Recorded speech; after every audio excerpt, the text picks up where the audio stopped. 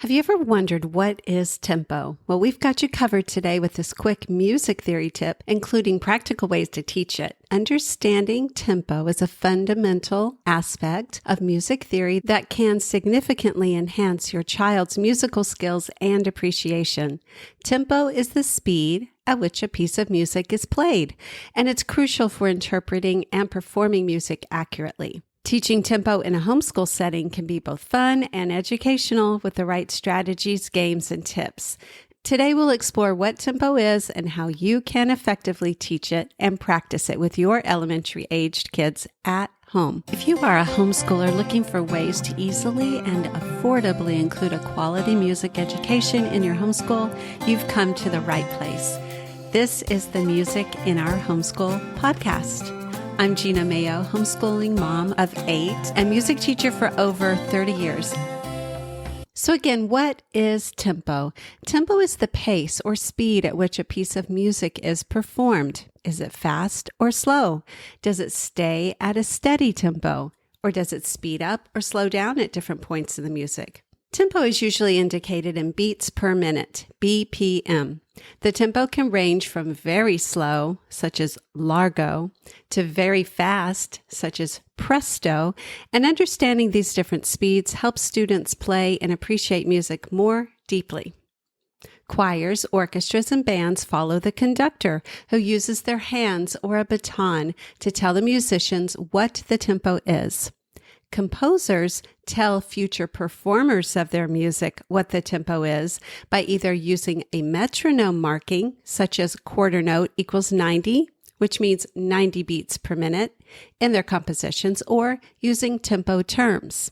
So in case you aren't familiar with a metronome, it is a physical device that you can set near you while you are playing your instrument or singing, and if you set it to a particular beats per minute, you can hear it ticking or tapping or making some type of beating sound or even a blinking light to tell you what that speed is. The old-fashioned kind used to be controlled with just gravity and a pendulum, and you just slid the little marker up and down the pendulum and it would tick like that. Newer ones are either electronic and you can put a battery in them, or you can even use a metronome app. Now let's talk about what tempo terms are. Tempo terms in musical compositions are typically in Italian.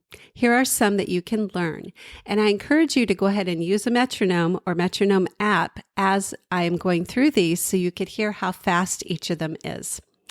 Grave is very, very slow, sedate, and solemn, like a sloth moving, 25 to 45 beats per minute. Lento is very slow, like a turtle walking, 45 to 60 beats per minute.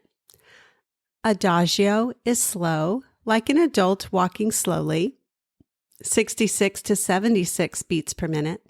Andante is medium slow, a walking pace like a cow walking, 76 to 108 beats per minute.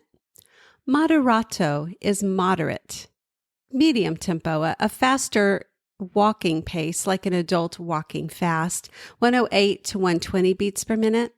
Allegretto is moderately fast. It's slightly slower than allegro, which is the next one, like an adult jogging, 112 to 120 beats per minute.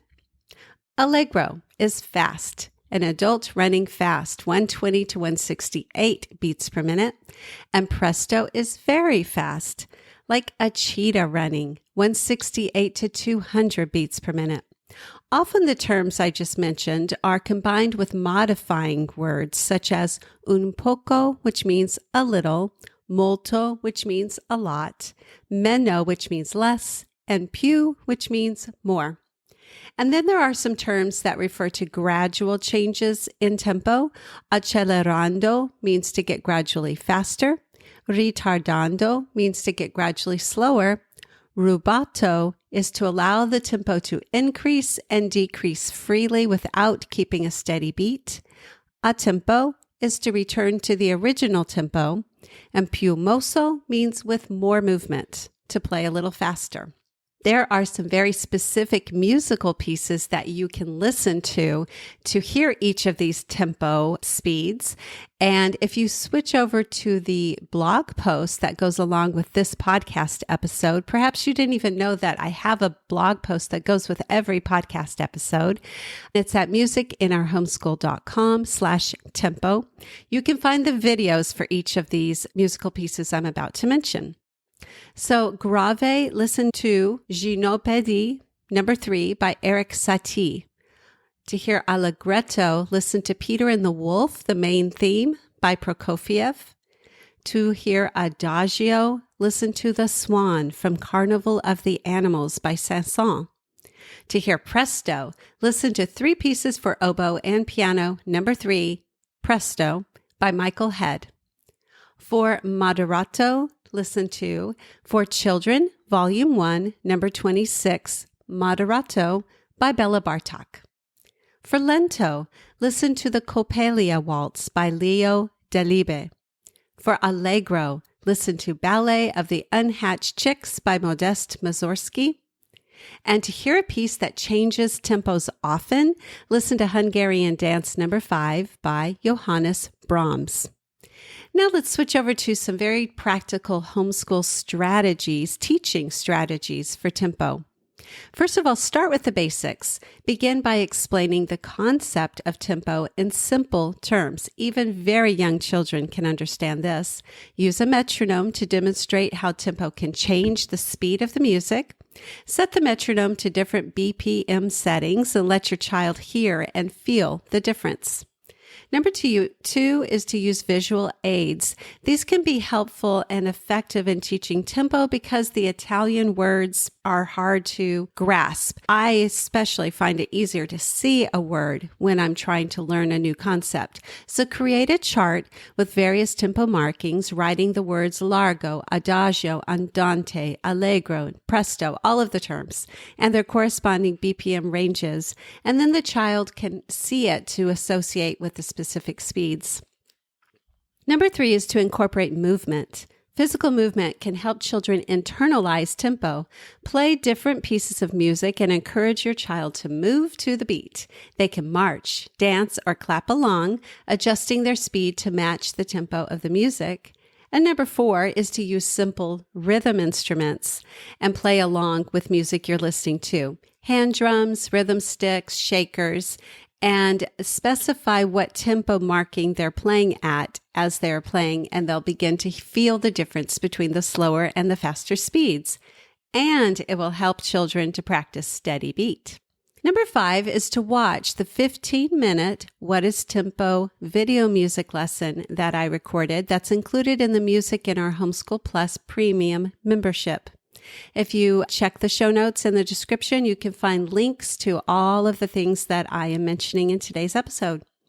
Number 6 is to use the What is Tempo printable pack. In this printable pack, it's 8 pages long. You find a page that lists all the tempo markings with their corresponding metronome speeds. You have matching pages so the child can match the term to the correct definition. There's answers, and there are 2 beat maps, and I want to tell you what a beat map is. A beat map is a page that has different characters or symbols on it, and it helps a child as they're listening to a piece. They will actually tap the beats as they're listening along. So they're doing 2 things. They're tapping to the steady beat, but they also have to have the specific beat map that goes with the time signature of that piece. If it's in 2/4 time, there are only 2 characters per line. If it's in 3/4 time, there are 3 symbols per line. If it's in 4/4 time, 4 symbols per line, and so on. So you can find a couple of beat maps in the What is Tempo printable pack as well, and that is linked in the show notes and description. Now I wanted to tell you that I have a few more pieces to listen to for a lot of these tempo terms. You can switch over to the blog post to find all of them, but let me just mention a couple here. To hear Allegretto, you can listen to Beethoven's Symphony number 7, the second movement. Andante, listen to Pachelbel's Canon in D. For Largo, listen to Handel's Largo from Xerxes. And for presto, listen to Beethoven's Symphony No. 5, the fourth movement. Now I have a few fun games that you can play to practice tempo at home in your homeschool. One is called Tempo Tag, and in this game, you'll designate one child as the tempo master. The tempo master sets a tempo by clapping or using a metronome. The other children must move around the room following the tempo. The tempo master can change the speed at any time, and the others must adjust their movements accordingly. This game not only teaches tempo, but also helps children develop quick reaction times and listening skills. Number 2 is musical statues. Similar to a freeze dance, play a piece of music with varying tempos. When the music stops, the children must freeze in place. This game helps them listen carefully to changes in tempo and react quickly, making it a fun way to reinforce tempo recognition. And the third game is Tempo Treasure Hunt. You can hide several flashcards of tempo markings around your house or yard. Play a piece of music and ask your child to find the correct tempo marking that matches the speed of the music they are listening to. This game combines physical activity with musical listening skills. Now here are some tips for practicing tempo at home. If your child plays an instrument such as piano, violin, guitar, recorder, or ukulele, incorporate metronome practice into their daily practice routine. Start with slower speeds and gradually increase as they become more comfortable. This will help them develop a steady sense of rhythm and improve their ability to maintain a consistent tempo. Number 2 are tempo challenges. Set up some daily or weekly tempo challenges. Choose a piece of music and ask your child to play along to it on a simple rhythm instrument such as a drum or rhythm sticks at different tempos. This not only helps them understand how tempo changes the character of the music, but also enhances their technical skills and flexibility. The third one, listening exercises. Listening to a variety of music can help children develop a sense of tempo. Play recordings of different pieces and ask your child to identify the tempo. You can use a metronome to check their answers, making it fun and educational. So let me wrap up today. Teaching tempo in your homeschool can be rewarding and enjoyable, and by using a variety of the teaching strategies, fun games, and practical tips I shared today, you can help your child develop a strong sense of tempo and enhance their overall musical abilities. Remember to keep the learning process fun, and your child will not only understand tempo, but also develop a lifelong love for music. And until next time, keep the music alive.